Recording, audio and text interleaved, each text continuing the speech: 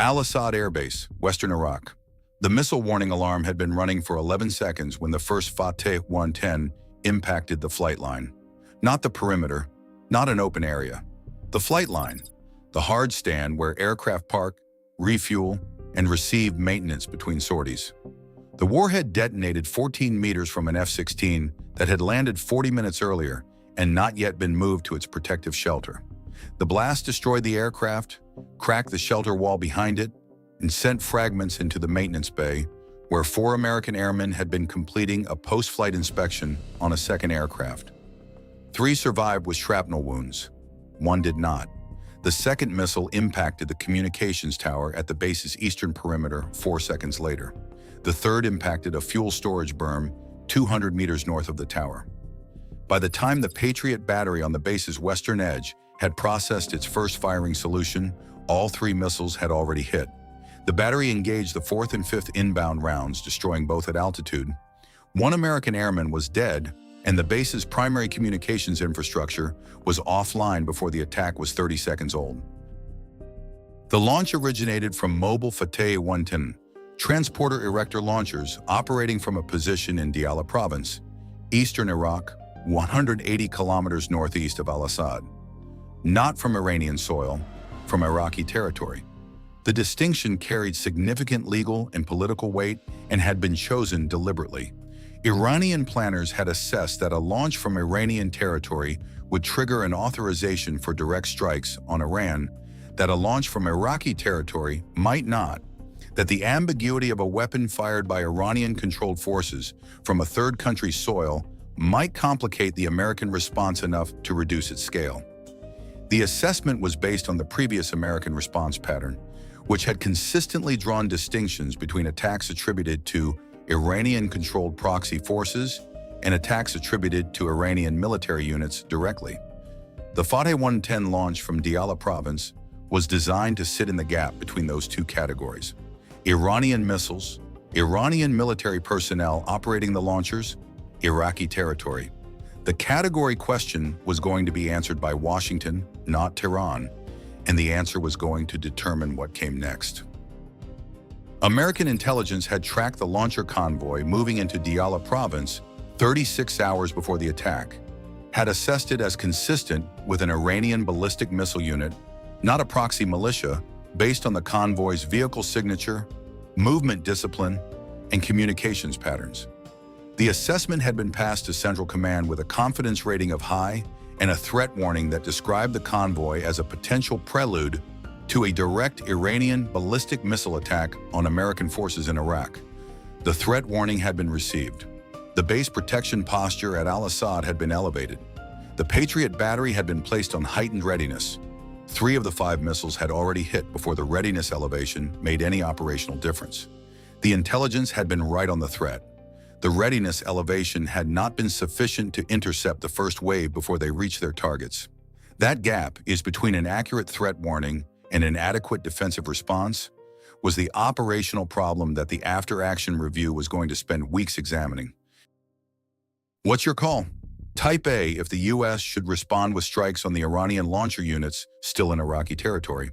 Type B if the response must reach into Iran, directly given that Iranian military personnel operated the launchers. Drop your answer below. The targeting conference at Central Command headquarters in Qatar assembled at 4:15 a.m., 34 minutes after the first missile hit. The commander's first question was the category question, Iranian military unit or proxy force. The intelligence assessment said Iranian military unit with high confidence. The second question was the launcher position. Satellite imagery collected at 3:50 a.m., 9 minutes after the attack, showed the launcher convoy in a dispersal movement northeast of its launch position, vehicles separating and moving toward 3 different covered positions that imagery analysis assessed as pre-surveyed hide sites. The convoy had been briefed to disperse immediately after launch, was executing that briefing, would reach covered positions within 19 minutes of the attack if it continued at current speed. The targeting conference had 19 minutes to get an authorization and an aircraft over the target before the launchers went into cover. Subscribe to my channel and hit the bell. Every launcher, every targeting decision, every response option, broken down at the level that matters. This is what this channel is built for. The authorization came from the Secretary of Defense at 4:28 a.m., 47 minutes after the attack, 28 minutes after the conference assembled. The authorization was specific and narrow: engage the identified Iranian military launcher vehicles in Diyala Province. Not a broader authorization for strikes on Iran. Not a standing weapons free for any Iranian military target in Iraq. The specific vehicles identified by their last known positions and tracked continuously by the ISR coverage that had been on the convoy since it entered Diyala Province. An F-15E Strike Eagle that had been holding a combat air patrol over western Iraq at the time of the attack received the weapons-free call at 4:29 a.m. The pilot had been tracking the launcher convoy on his targeting pod for 11 minutes, maintaining a continuous lock through the convoy's dispersal movement as individual vehicles broke from the main body towards separate covered positions. The track had required active management. The pilot adjusting his orbit geometry to keep all 5 vehicles in sensor coverage while staying outside the range of whatever Iranian air defense systems might be accompanying the convoy at ground level. The lead vehicle reached the entrance to a covered position, a highway underpass that would have concealed the launcher from overhead observation and broken the targeting pod track. At 4:31 a.m., the GBU-39 small-diameter bomb impacted the vehicle 40 meters before the underpass entrance at 4:31 a.m. in 22 seconds. 2 seconds of margin. The second and third vehicles in the convoy were destroyed in the following 90 seconds by a second GBU-39 and a follow-on GBU-12 Paveway 2 from the F-15E's remaining weapons. 2 of the 5 launcher vehicles in the original convoy reached covered positions.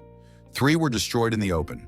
The attack that had killed 1 American airman and wounded 3 had cost Iran 3 of its 5 launchers and the Iranian military crews who had operated them. The 2 surviving launchers were located by persistent ISR coverage at 6:30 a.m. when they moved from their covered positions toward a second hide site. The movement was their operational mistake. The move had been assessed as necessary by the Iranian commander because the original hide site had been observed during the pre-attack convoy tracking and was considered compromised. The second hide site had not been compromised. The move between them had. 2 FA-18F aircraft from a carrier air wing holding over the Gulf were already en route to the target when the imagery analysts confirmed the launcher vehicles were in the open. Both were destroyed at 6:47 a.m.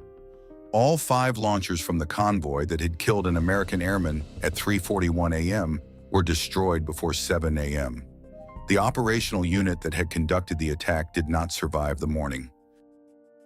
The authorization to strike the launchers in Iraqi territory had been granted without the extended deliberation that previous Iranian attack responses had required because the intelligence assessment, Iranian military unit, not proxy, had resolved the category question clearly enough that the targeting conference could present a recommendation with a specific evidentiary basis rather than an inference.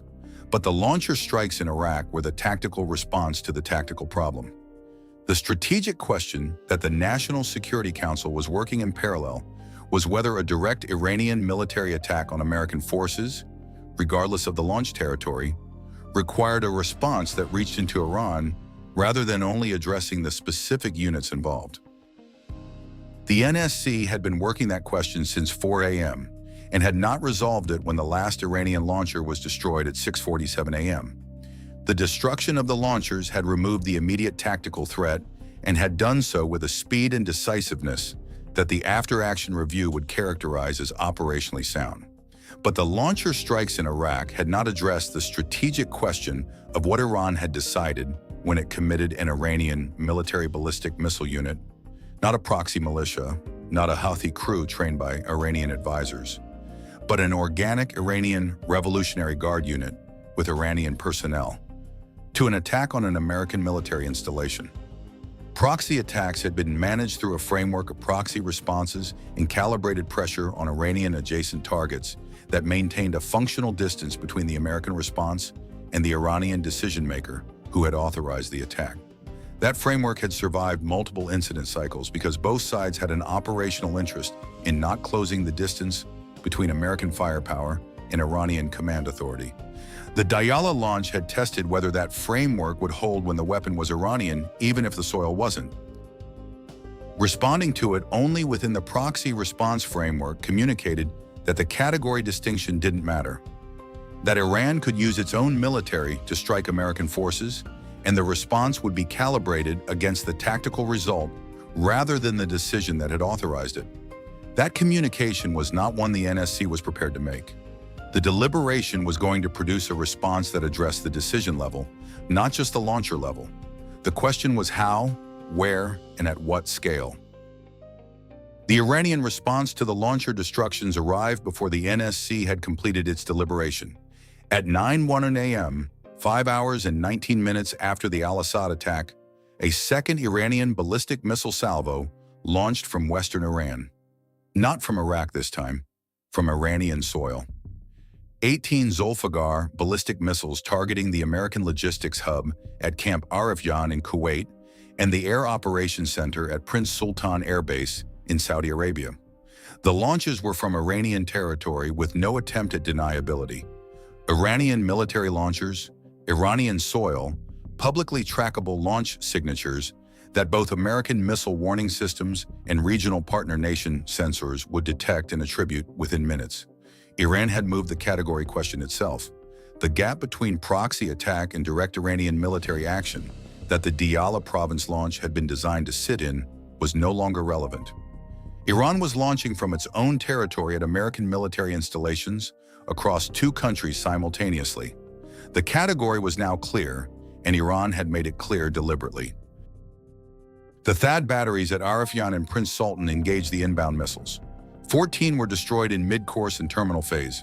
4 penetrated, 2 impacted at Arifjan, 1 in an open equipment staging area where the blast overturned 4 military vehicles and ruptured a fuel bladder, whose burning contents spread the damage radius significantly beyond the initial impact point, 1 against a logistics warehouse that contained pre-positioned vehicle parts and ammunition. The warehouse fire burned for 6 hours before base firefighting teams brought it under control. 11 American soldiers were wounded by the blast and secondary fires at Arifjan, 9 from shrapnel, 2 from burns sustained during the firefighting response. None killed. The open staging area impact had happened to fall in a section of the base that had been cleared of personnel during the missile warning alert. The cleared area saved lives that a different impact geometry would have cost. 2 missiles impacted at Prince Sultan, 1 on the taxiway connecting the main runway to the aircraft shelters, cratering a 12-meter section that would require 48 hours of engineering work to repair, 1 against the outer perimeter wall of the Air Operations Center building. The Operations Center wall held. The structural engineering that had been specified when the building was designed to resist exactly this kind of direct impact performed as the specification required. The reinforced concrete absorbed the blast, and the building's interior survived without structural compromise. 7 personnel inside the operations center were treated for concussion and minor injuries from the wall impact's pressure wave. The Air Operations Center was offline for 4 hours, while engineering teams assessed the structural integrity of the damaged wall and verified that the blast-affected internal systems were safe to reactivate. What would you do as the National Security Council meeting at 10:00 a.m.?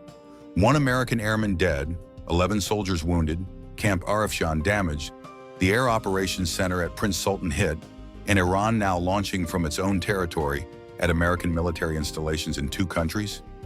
Comment your decision and your reasoning below. The NSC decision was delivered at 11:30 a.m. The deliberation had taken 3.5 hours from the time the second salvo launched. The decision was a strike authorization against Iranian military infrastructure inside Iran, specifically targeting the ballistic missile program elements that had conducted both the Diyala Province launch and the Iranian soil launch. Not a comprehensive campaign, a targeted response against the specific capability that had been used and the command infrastructure that had authorized its use. 4 target categories: the ballistic missile bases in western Iran, where the Zulfiqar launchers had been positioned and from which additional launches were possible; the command node in Tehran that American signals intelligence had identified as having authorized both attacks; a Revolutionary Guard command facility whose communications in the 4 hours before the Diyala launch had been intercepted and assessed as the authorization chain for the operation.